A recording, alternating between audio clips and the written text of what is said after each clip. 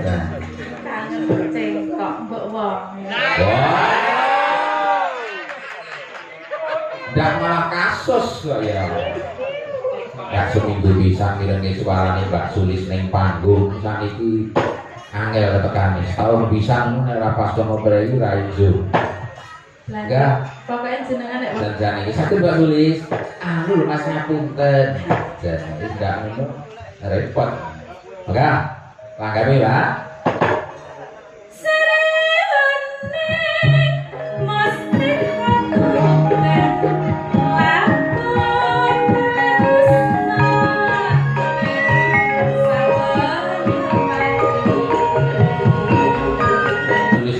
Cengkoknya nek Sri Uning itu beda dengan yang lainnya. Alah ngono ki patine njaluk Sri Uning. Boten saestu nek dari dulu panjenengan niku nek nembang Sri Uning beda kok nggih cengkoknya. Nggih, ada bagian-bagian tertentu yang berbeda dengan cengkoknya presiden lain. Nggih, kula niku nek anu kali jenengan nggih ngoten niku lho Mas. Wonten bagian-bagian tertentu sing kula remen kali jenengan. Wah, iya lagi lho, lagi.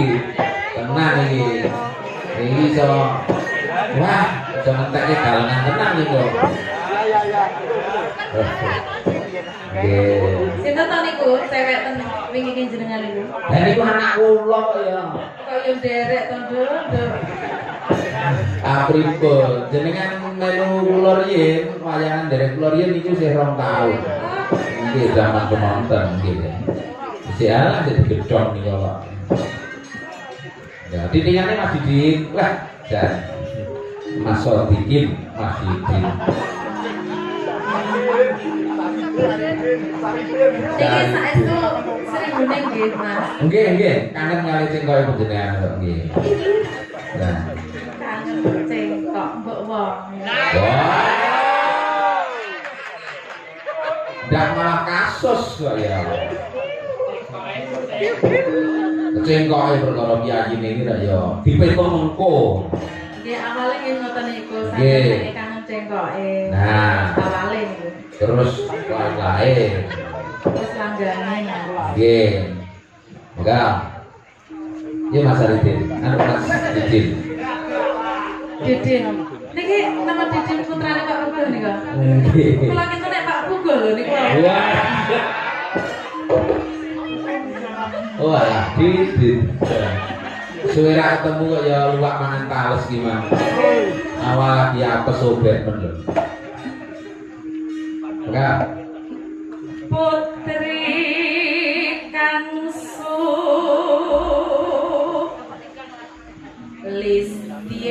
Listien Warni Gon cakepan sulis gitu kan pakai ya. Yo. Mangke to kula Sulistyo niku wanita sing ayu. Yo mat rumono mat. Enggak.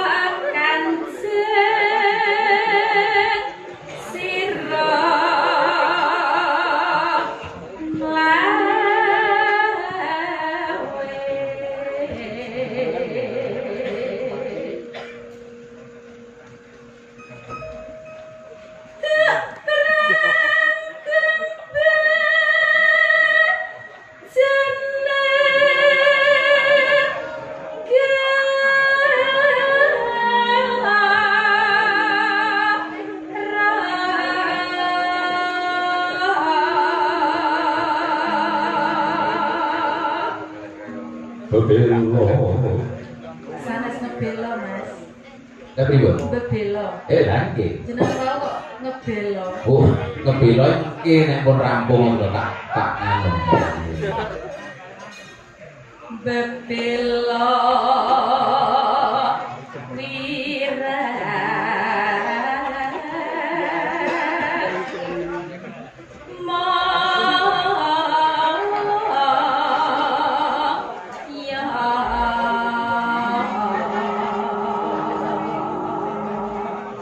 lurah usuk sura orang undang-undang iki gorong nek ora seneng engko ya. Tanmurong sriune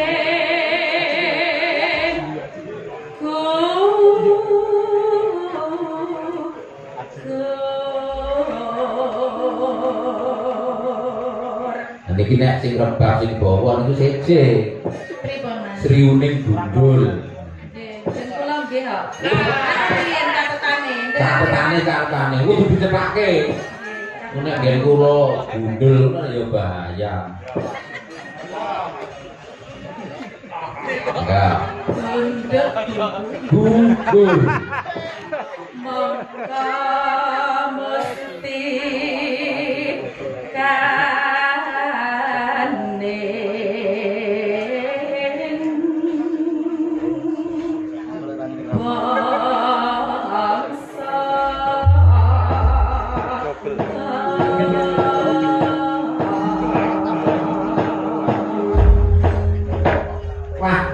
rasa kangen tenan ya nduk iya Pak ya. Wah, ngene iki biyen ndak seminggu pisan mirenge suarane Mbak Sulis ning panggung saniki angel ketekane. Setahun pisan nek ora pas sama prei ra ijo. Enggak. Pokoke jenengan nek wonten jam mengke panjenengan calling-calling kula tak sempat-sempat niku. Wes. Anggil ngajak kula WA lho janjane iki. Satu Mbak Sulis. Anu Mas ngapunten. Jadi enggak ngono repot. Enggak. Langgawe, Pak.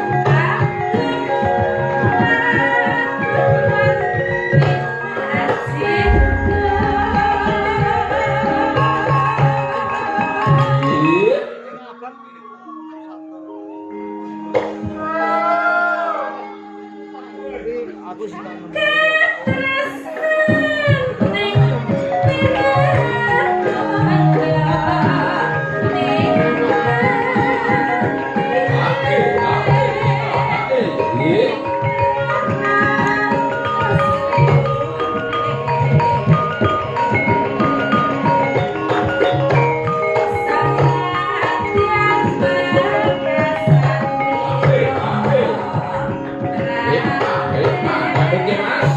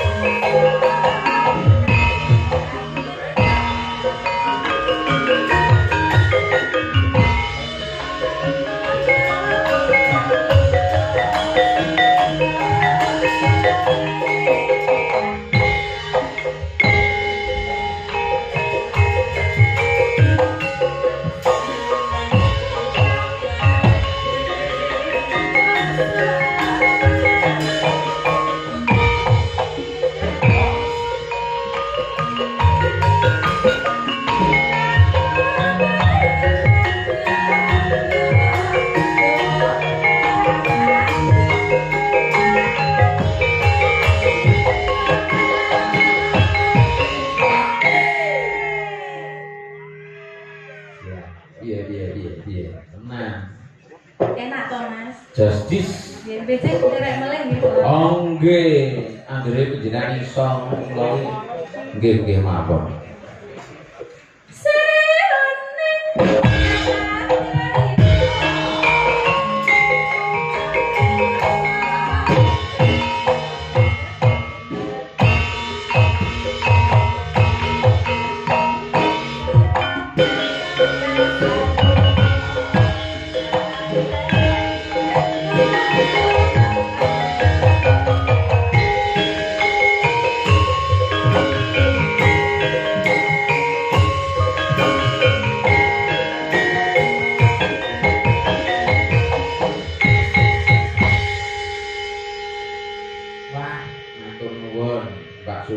Injih, sami-sami Mas. Iki tembang langenan riptanipun pepunden saking Blitarugi. Ki Haji Sukron Suwondo. Luar biasa karyanya. Nggih. Wah, biyen ki tahun piro ya? 2010 ya. Mbak Sulisi ngajak mayang ning Kemiri dhuwur kono. Sor ngebel. Dalan iki mubeng-mubeng. Garwane iki lali lho. Mangkate genah dalane kuwi kok muni karo kleru munggah. Jan kaya sing ngenong ngijin iki mau.